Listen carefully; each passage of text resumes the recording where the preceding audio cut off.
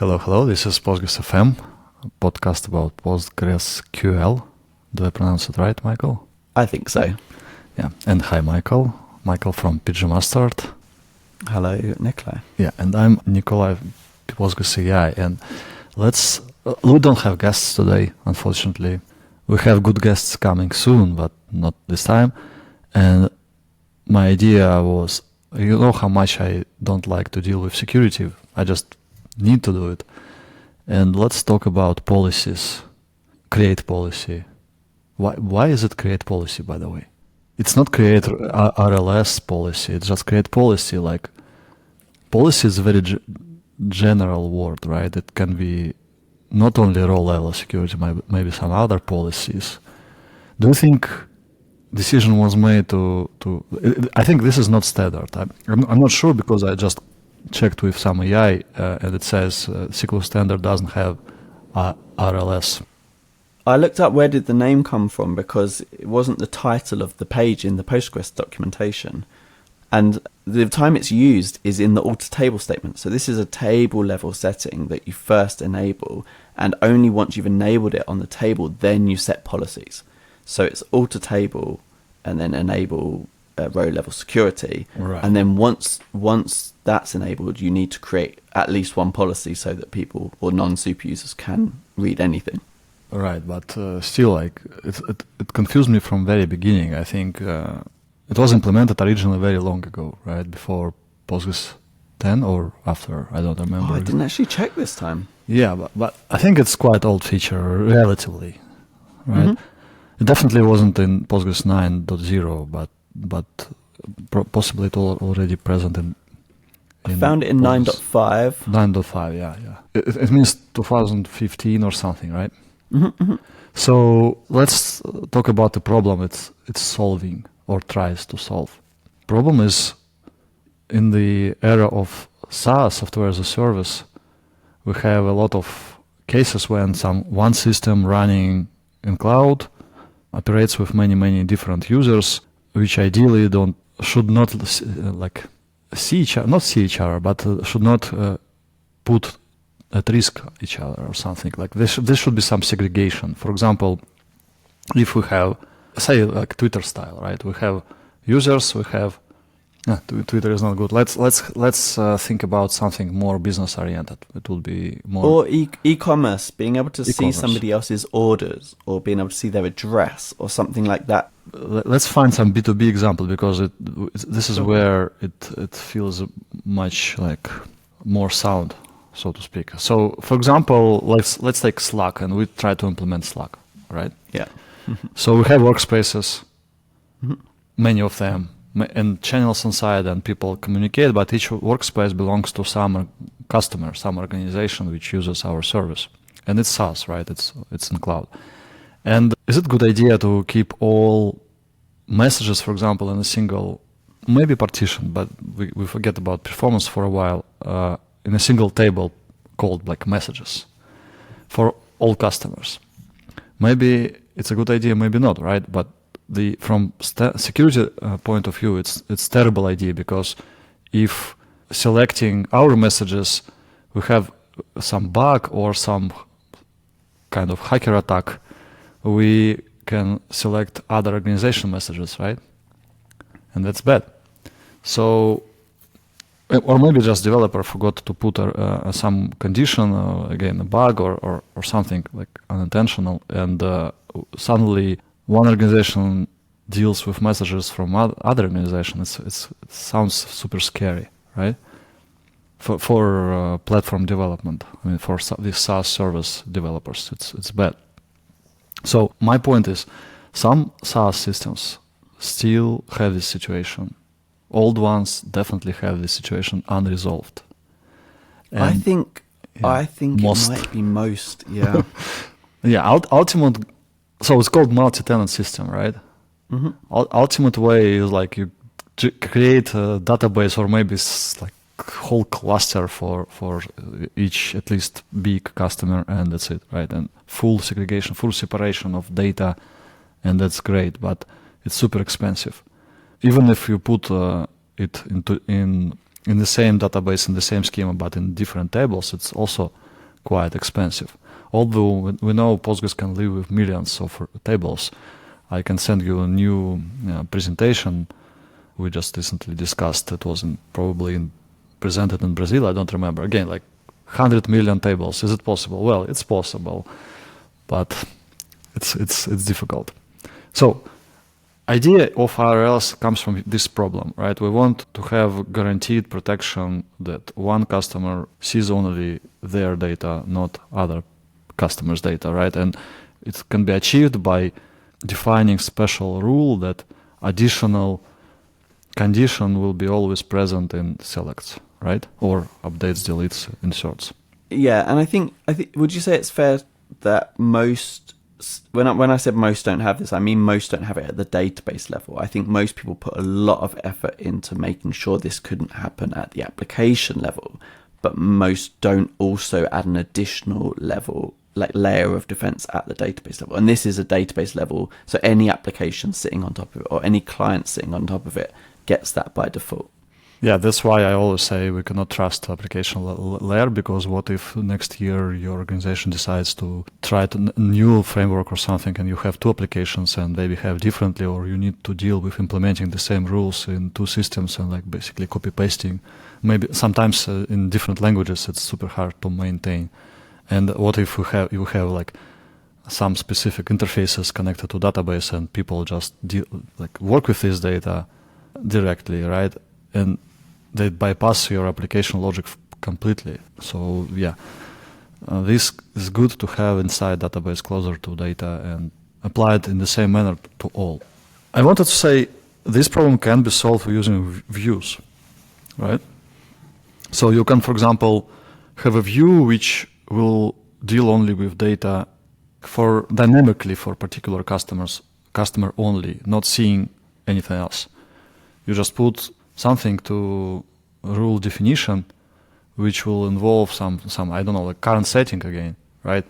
And in current setting, you have your customer ID, for example, and you say, okay, this view is selecting rows from messages table and we have the check that customer, like project ID, organization ID, doesn't matter, it belongs to this customer ID, that's it, always. It can be joined maybe.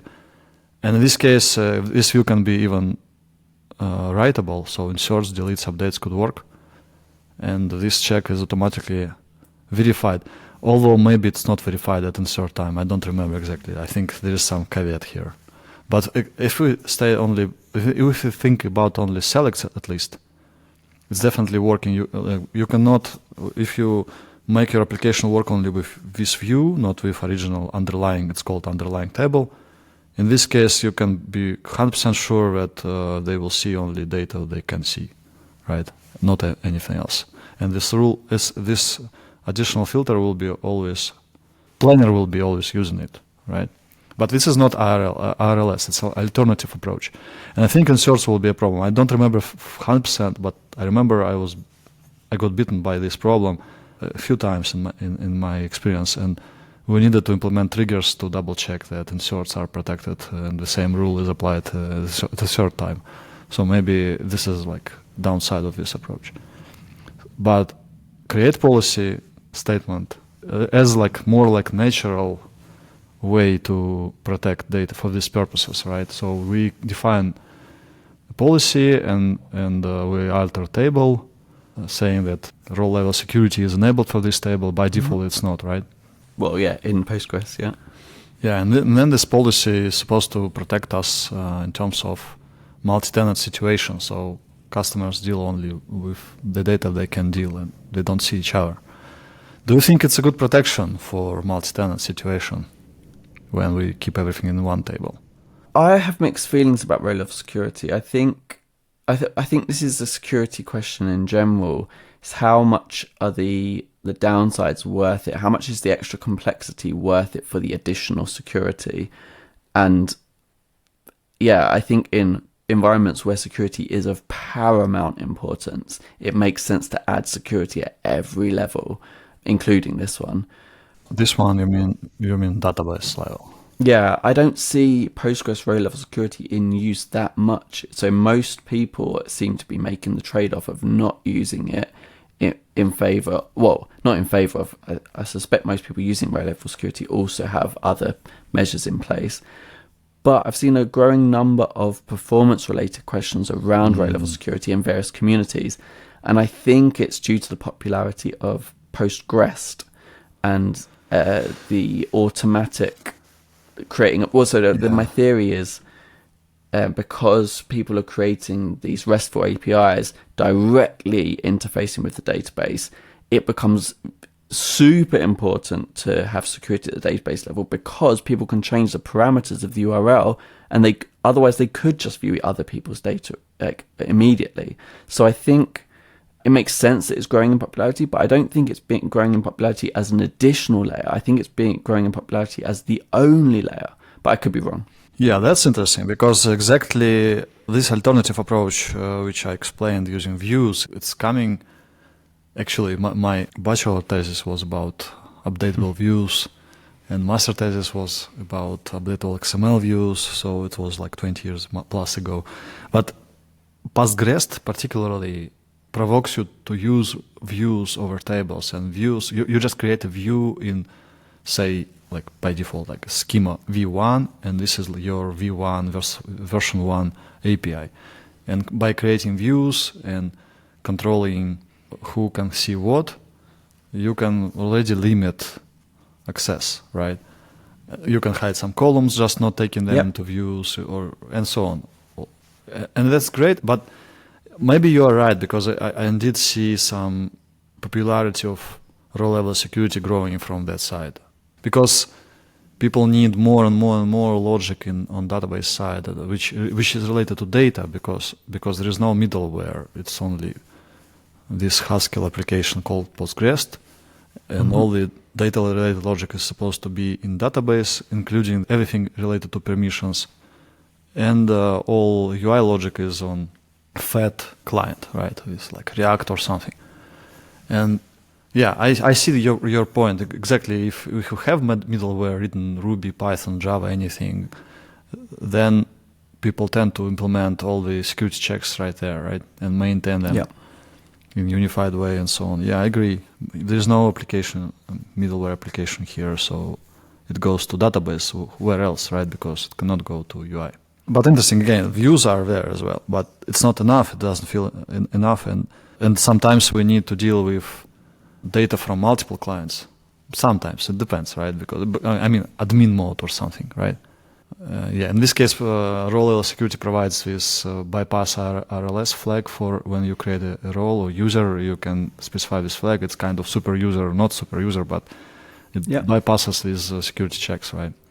Yeah, I agree. And then, but my point stands as well. Like old SaaS systems, they tend to not using RLS, but there are many other fresh, like last few years, a lot of SaaS systems have been created, and still created, and also with AI, it's also very multi-tenant situation sometimes. Think about ChatGPT as well. It's also like kind of many messages from these chats.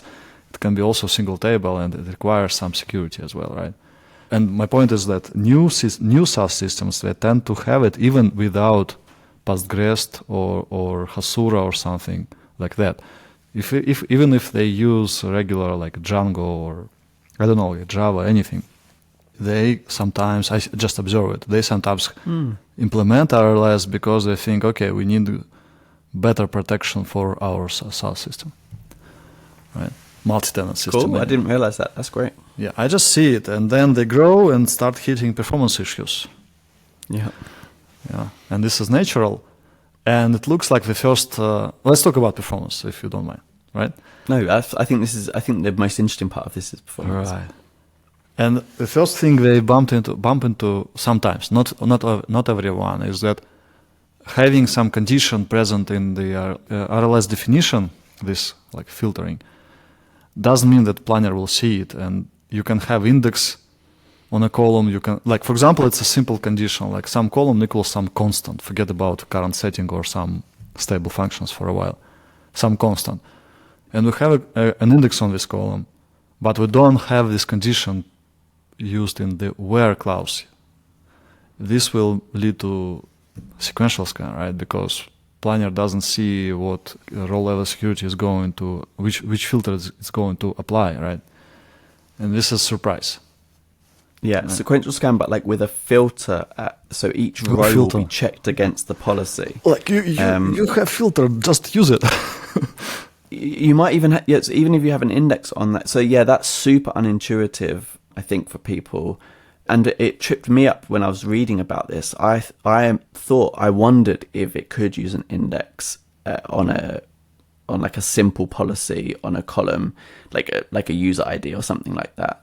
And I even saw guides. In fact, there's a really good guide on row level security by the team at Supabase, who heavily encourage the use of row level security as part of their offering because they're using Postgres. But yeah, they say you can think of policies as adding a where clause to every query. But that tripped me up when it came to performance, because it's not like a where clause from a performance perspective. It's like a where clause from like a user experience perspective, like from what you see at the end of the data coming back might look the same as if you'd filtered it using a where clause, but performance, like the planner doesn't have access to that to choose to do a different type of scan at the beginning. So yeah, super important distinction. And one of their tips on the performance side is therefore to always include all the filters you want anyway in the queries. Yeah, that's interesting. But it's easy to solve. I think it's just added there into the where clause, and that's it. Let's talk about step back maybe a little bit about not performance, because I will forget about this. But I wanted to share some feature stuff. First of all, I saw the case that if we have foreign keys and so on, referential integrity checks are not covered, right? Yeah. This is like the integrity is more important than row level security, right? Did you see any interesting cases related to this? Well, I only read about. I thought it was a really fascinating concept that by enforcing referential integrity, you could be leaking security information. Like if you or inserting something which is not. Yeah, exactly. If you're one user trying to insert something, and then you find out that it fails to be inserted, then you know that thing exists, but from some other user. Insert is a bad example because foreign key doesn't help with insert. It helps with, for example, deletes, right? Like cascade deletes. So you for example can delete what you cannot see or something like that. Yeah. Sorry, good point. Maybe it's not relevant then, but I did read in the documentation that you need to be careful with leaking information by checking. I see how. For example, if you try to delete something without cascade and it says it cannot be deleted because there is a row in different table which we reference to, it reveals the presence of this row, but maybe you are not supposed to see it. It's not your row. It's somebody else's row. Something like this, interesting. Yeah, and then from error you can conclude that there is some data there. Right. Maybe you can even understand the values. Yeah, it's interesting. But I never saw such situations in production. Another thing I had experience with is that pgdump. Yeah, you mentioned also before we started recording that it's bad for backups. Right? It's bad, okay. But you just have to be careful. You have to test your backups, right? But as I said, the dumps are not backups. I'm still on this idea that by default backup is physical backup. If we say logical backups, okay, it's good. It's bad for. I mean, not bad. Yeah, exactly. It's can be tricky and surprising for logical backups. For example, you dump your table, but you see only rows you can see. Surprise. Yeah, well, exactly. I was just imagining using a service like Supabase and wanting to keep a semi-regular dump of the data somewhere else just for my own peace of mind. No errors, but just lack of a lot of data, right? It was more. Yeah, it was more that if you're not super careful about which user you're using, like making sure that's from a super user or some role that can see all the data, it'd be very easy to think I've backed this up, and then if you actually ever need it, you're in real trouble. You've lost a lot of data. Yeah, you can have it unnoticed, right? Yeah. A credit to the Postgres documentation. They called that out as something to be aware of. Mm-hmm. In the same area of dumps, pgdump doesn't have skip policies, or pgrestore doesn't have skip policies flag, as I remember. And this was a problem because some users of our database lab engine, DBLab engine, this is how actually I noticed that more and more people start using row level security. They start asking questions. Okay, we have some row level security here, but we restore it under in this non-production environment for dev test activities, and we don't need row level security at all here, right? How to skip it? We just want to check various stuff, and pgrestore has a lot of flags to skip this, to skip that, like many things. But as for policies, skip policies, it's lacking. And we needed to deal with feature it supports -l, small l, lowercase l, and uppercase l to have list of objects present in the dump, and then just have filter added, like it's dictionary of everything what was dumped, and we just removed policies and then restored without them. And we automated this in Database Lab Engine. So basically, the idea is if I had a little bit more time, I would probably code it and pgrestore could have it.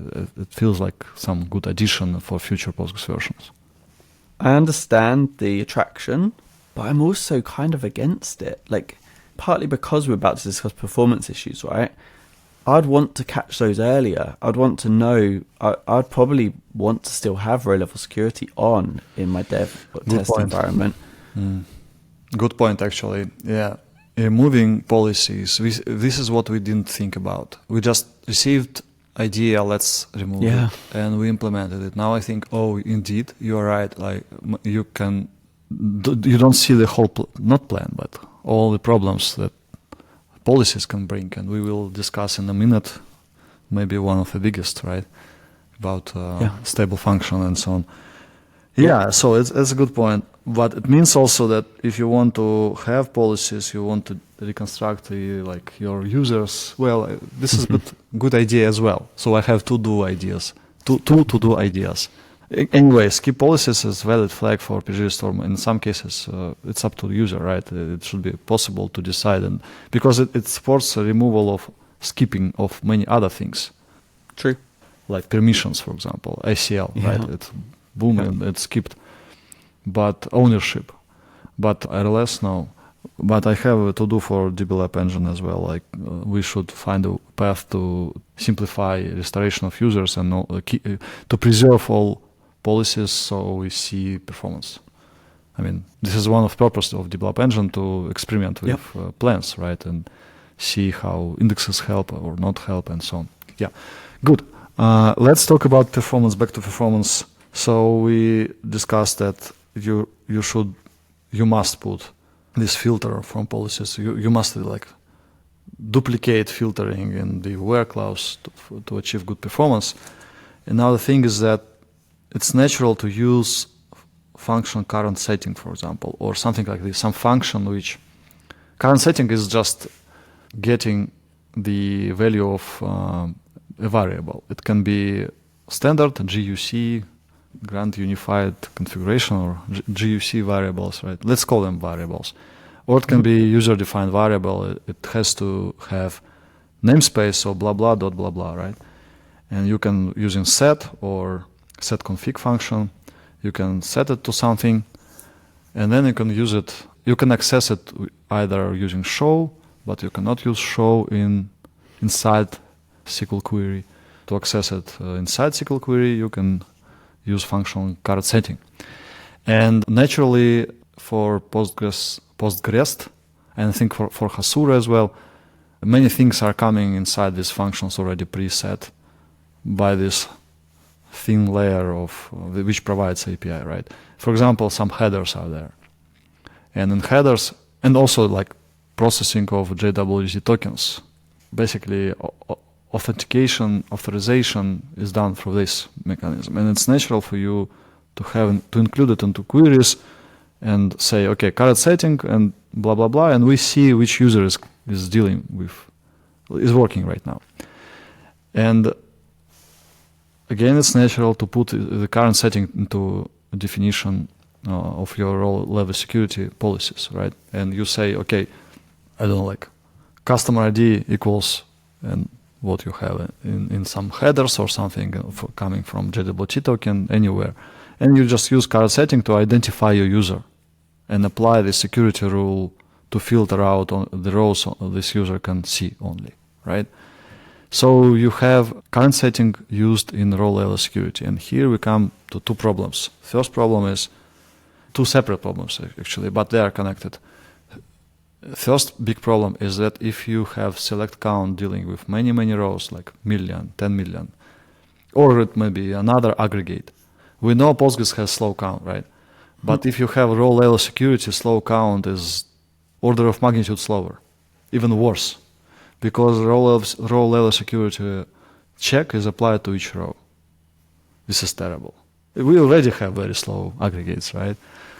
Which makes you think even more about something like materialized views or continuous aggregates in timescale DB or some other stuff like other kind of pre-calculation, like denormalization with pre-calculation, I don't know, like something like this. So not providing actual values in real time because it's a huge penalty, additional check, even if it's just simple check with constants and that's it. This is number one problem. Yeah, it feels terrible and I don't have solution. We don't have good solutions actually, honestly, to slow count in Postgres because it's row store. It's really expensive to calculate count, like sum of like 100 million values, right? But now we all additionally need to check every row. Can we deal with it? Can we deal with it? Or it's not our row. Wow, it's super slow. But additionally, another layer of penalty comes if you use a function which is not immutable, like which is stable, for example, or volatile, which is worse, right? But current setting is stable function. It means that Postgres also, even if it's current setting and just some variable which is just set and that's it, it will call it for each row. Boom, boom, boom, right? And this is insanely slow already. Insanely slow. So people can think Postgres have slow count. People with RLS can think, oh, it's very slow count. People with RLS and current setting inside RLS think, okay, it's terribly slow, absolutely terribly slow, right? Yeah, but for this last problem with current setting, there is a few ways to avoid this like behavior. And I like the way just to put it into inside parentheses and write select word. So Postgres planner moves current setting call into, it's called init plan, right? And another node in the plan, and it will be called once, and then just used. That's great. So this is easy solution. Just surround by parentheses and just surrounded by parentheses won't solve it. You need the word select, so it becomes sub-select that goes to init plan. This is also interesting behavior, also quite surprising to some folks. But anyway, this is some solution here. However, problem like we need to check every row in real time. It cannot go away.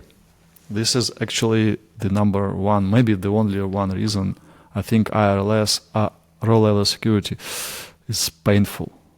Like how to solve it? How to solve it? I was reading there's a really good gist put together by I think one of the team at Supabase, or at least they reference it in their docs, and they do mention a kind of a trick where as long as the function isn't leaking any information, you could bypass RLS. So you can I think it's called security definer. You can set it up in a way that the function can then bypass row level security.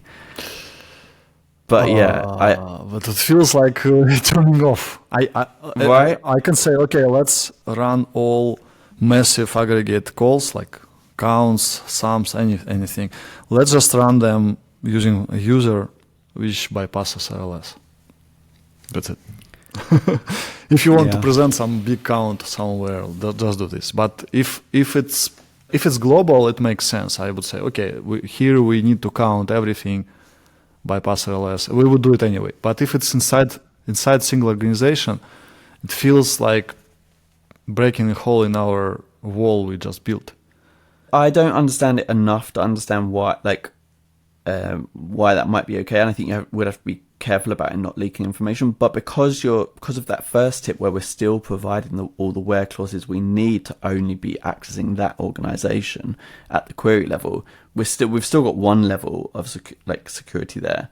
So I can see why it's attractive, but that's the only solution that I saw to avoid doing it on every.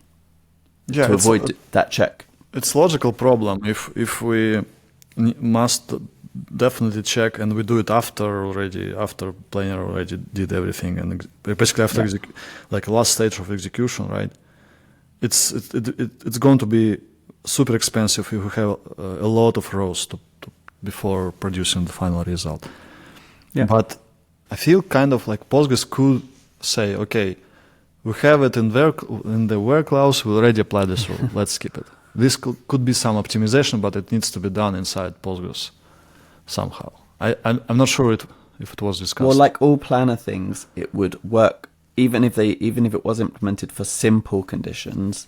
It wouldn't work for some more complex. There would be like a never-ending list because these policies are so flexible. That's one of their strengths, right? You can set pretty much anything as a policy. You can do it at the operation level. You can do it you can do it at a role level. You do so many different levels, and then you can pretty much. I think you can use any SQL query to set up exactly the policy you want. Yeah.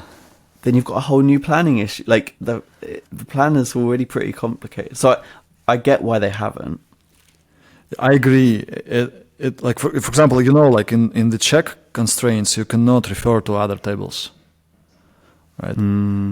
It's they are simple, but here in these policies, like rules, we can do whatever we want, and this means it's super. What I just proposed, probably it's impossible to implement, right? If it was just this table, no reference to other table, maybe current setting can be used, and that's it. Maybe there would be a way to connect to the planner and see, okay, it's already applied this rule, we can skip it in a safe manner, 100% safe manner, reliable manner. But if we can refer to any table, write anything there, it's impossible, right? Or much more difficult. So many like predicates, So I agree with you here. There's for people that want, I'll share a link to that gist. There's also a really good talk by Paul Copperstone, CEO of Supabase, from the last POSET conference that I can share as well.